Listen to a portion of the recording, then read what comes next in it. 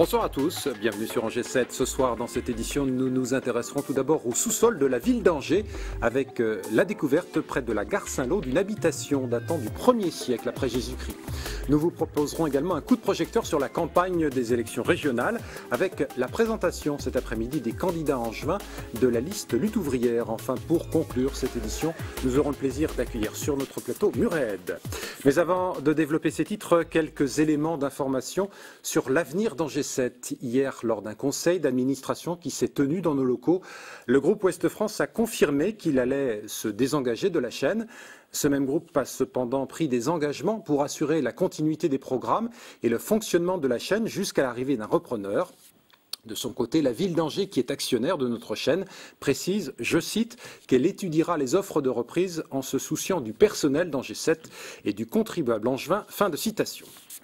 Depuis le tremblement de terre qui a touché Haïti la semaine dernière, la communauté antillaise d'Angers se mobilise pour venir en aide aux victimes. Samedi prochain, elle proposera également aux Angevins qui le souhaitent de se recueillir en l'église Saint-Lô pour une messe dédiée aux Haïtiens. C'est ce que nous explique Alex Lita, le fondateur du collectif antillais d'Angers.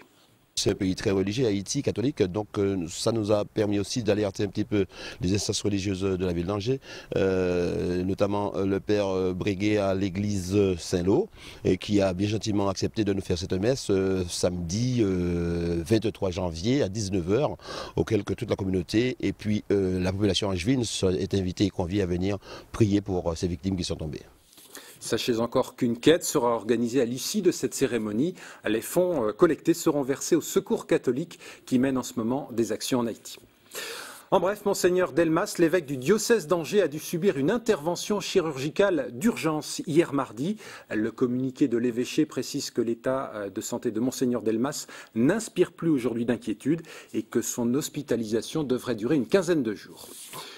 Lutte ouvrière se lance dans la bataille des régionales en Pays de la Loire. La formation autrefois représentée par Arlette Laguiller présentera 23 candidats dans notre département avec pour chef de file une enseignante trentenaire qui tenait cet après-midi une conférence de presse en compagnie de quelques-uns de ses colistiers. Elle s'appelle Céline L'Huillier, elle est enseignante, elle a 34 ans et c'est donc elle qui conduira la liste Lutte ouvrière en Maine-et-Loire. Le programme, lui, est un classique du genre, pas de positionnement sur les grands dossiers locaux, mais des revendications nationales comme l'interdiction des licenciements, le partage du travail ou bien encore le contrôle des entreprises. Actuellement, c'est les actionnaires, les gros patrons qui ils font ce qu'ils veulent. D'une certaine manière, ils amènent la société à la catastrophe et donc il faudrait leur enlever ce pouvoir de nuire. Et pour ça, il faudrait que les grandes entreprises, par exemple, soient sous le contrôle des travailleurs. Quant au bilan du socialiste Jacques Auxiette, à la tête de la région des Pays de la Loire depuis 2004, il fait l'objet d'un jugement tranché. De toute façon, au niveau des conseils régionaux, c'est pas là que ça se passe. Alors effectivement, nous, on reproche, même à la gauche régionale, de subventionner, par exemple, les entreprises privées, alors que pour nous, l'argent public doit aller pour les emplois publics. En 2004, Lutte ouvrière, à l'époque alliée à la Ligue communiste révolutionnaire, avait obtenu 6% des suffrages en Pays de la Loire et 4% au plan national. En bref, le syndicat CGT appelle demain matin les personnels de la ville d'Angers et d'Angers-Loire Métropole à manifester devant le siège de l'agglomération rue du Mail. C'est la mutualisation des services de la ville et de l'agglo qui est à l'origine de ce mouvement de contestation. Dans la page sport de ce journal, notez que les footballeurs d'Angesco se sont inclinés 2-0 hier soir sur la pelouse de la Berrichonne de Châteauroux. Le premier but de cette rencontre a été marqué par Dembélé à la 33e minute de jeu. La seconde réalisation, vous le voyez sur ces images, est intervenue par l'intermédiaire de Bouengo sur penalty. Au classement de la Ligue 2, les scoïstes occupent actuellement la 12e place. C'est une nouvelle découverte archéologique d'importance qui vient d'être faite à Angers dans le quartier de la gare Saint-Lô. Sur près de 9000 mètres carrés, les techniciens de l'INRAP, l'Institut national de recherche archéologique préventive, s'activent en effet depuis novembre dernier. Charlotte Blanchet et Lisa Beauval se sont rendus sur place pour Angers 7. À première vue comme ça, le chantier ne laisse rien paraître. Mais le nombre d'archéologues, 25 présents sur site, met la puce à l'oreille. Ils travaillent depuis novembre sur l'emplacement libéré par l'ancienne clinique Saint-Louis.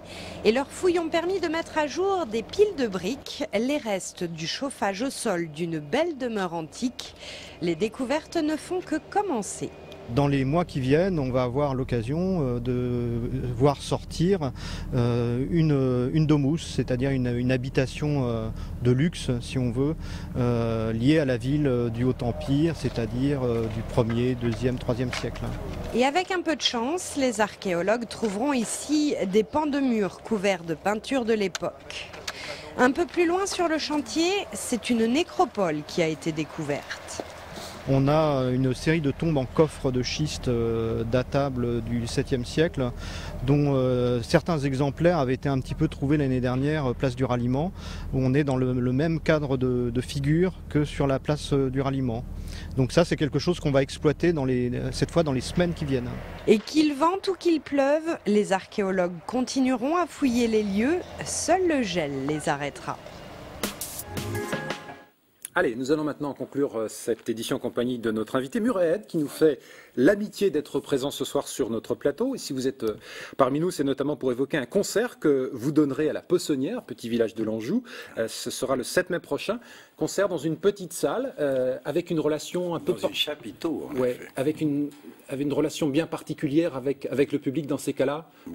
Il y a 400-500 personnes qui sont face à vous. C'est ça, et c'est ça ça. change bien évidemment la donne. Je ne sais pas si ça change, mais c'est partie d'un autre domaine, si vous voulez. C'est pas une situation normale où on a un promoteur qui cherche. C'est un ami devenu un ami à part sa appréciation pour ce que je fais.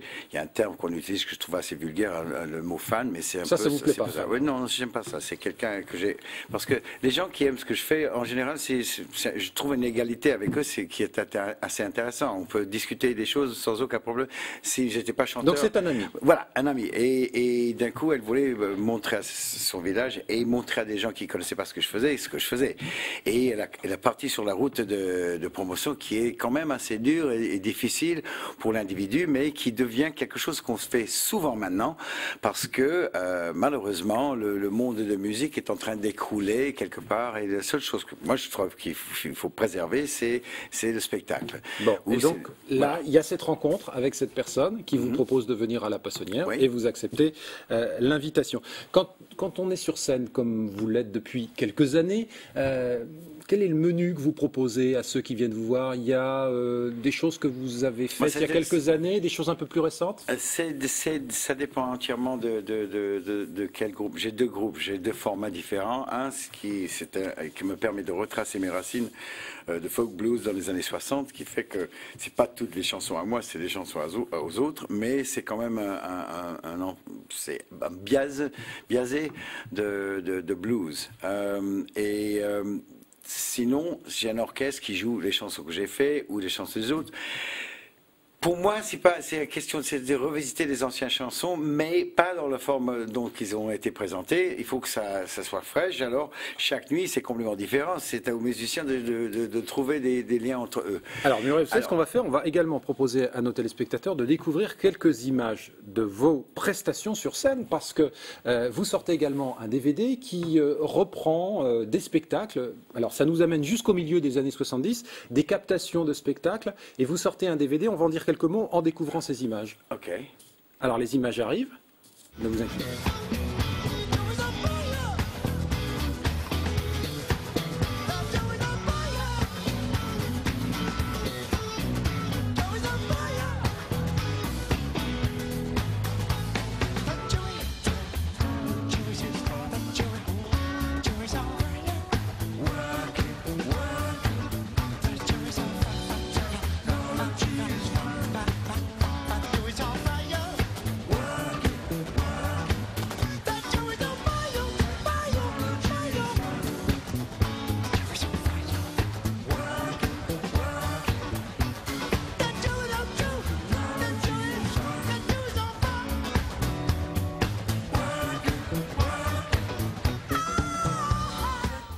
alors ça, c'est représentatif de ce que vous avez fait ou de ce que vous faites récemment. Relax, ça montre le côté relax. Il y a un DVD en préparation qui va nous emmener, je le disais tout à l'heure, jusque dans les années 70. C'est important pour vous justement de proposer à vos amis, alors vous n'aimez pas le terme fan, mais comme ça, quelques témoignages de vos prestations scéniques? Oui, pour plusieurs raisons, mais pour présenter une image de ce qui est spectacle, parce que je trouve qu'on est de plus en plus appauvri avec l'influence de télévision, médias et tout ça.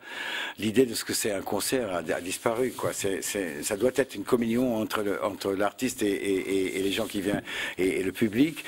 Pas religieuse, mais quand même quelque chose qui est tout à fait unique. Il faut qu'il se passe quelque chose, qu'il y ait un échange. Oui, et c'est pas juste la musique. Il faut que moi je parle pas mal, je bavarde, je me renseigne sur où j'y vais. Oui, ça vous êtes bavard, je le confirme à nos téléspectateurs. Exactement.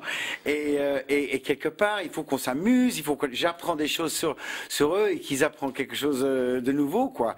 Et dans cet échange, ça souligne que c'est quelque chose tout à fait unique, qui est hors média, pas contrôlé, manipulé par n'importe qui d'autre en dehors de cette salle.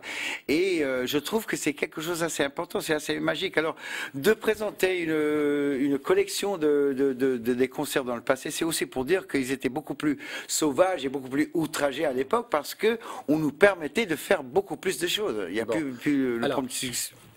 Votre premier album doit dater de 1972. Oui. Ouais, quelque chose comme ça. Oui. Sous votre nom, ça veut dire que vous avez quand même beaucoup de choses à raconter, surtout que vous avez gardé le même enthousiasme. Oui, ça vient du même endroit, c'est que mon père était un metteur en scène des films documentaires, c'était un homme qui était perpétuellement curieux de tout ce qui se passait autour de lui, c'était son boulot, et j'ai appris le goût, quoi, et je peux pas m'empêcher de vouloir savoir tout, quoi, tout ce que je peux apprendre. Je suis ici, je vous poserai si j'étais là pour 5 minutes de plus, je poserais des tas de questions sur Télé 7 pour voir, G7 pour voir comment un indépendant fonctionne. Est-ce que j'ai un indépendant ou vous êtes indépendant? Quasi indépendant. On n'est jamais indépendant. Je vois, d'accord. Et parce que ça m'intéresse. C'est la même chose quand je viens dans une ville, je veux comprendre pourquoi les gens réagissent comme ils réagissent. De savoir un peu que moi je trouve que c'est assez normal. Je sais pas. On me dit des fois que ce que je fais c'est généreux. Je trouve pas du tout que je suis généreux. Je trouve que je suis tout à fait normal et que c'est les autres qui sont radins et qui sont mesquins. S'ils donnent pas comme ça, en tout cas, ce qu'on a bien compris, c'est que vous aviez beaucoup de choses à donner. Moi, je donne rendez-vous à nos téléspectateurs le 7 mai prochain. Ce sera à la Poissonnière pour le concert et puis pour aller dialoguer avec vous à l'issue de ce concert. En tout cas, merci d'avoir été ce soir notre invité sur ce plateau. On se retrouve, si vous le voulez bien, demain pour de nouvelles infos. Merci. Merci.